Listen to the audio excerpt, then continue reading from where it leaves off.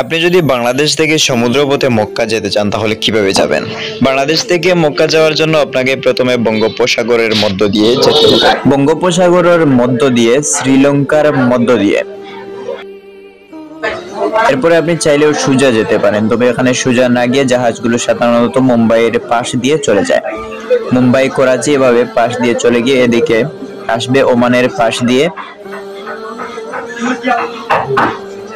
এরপরে ইয়েমেনের পাশ দিয়ে এখানে ভিতরে সোজা রেড সিতে চলে যাবে।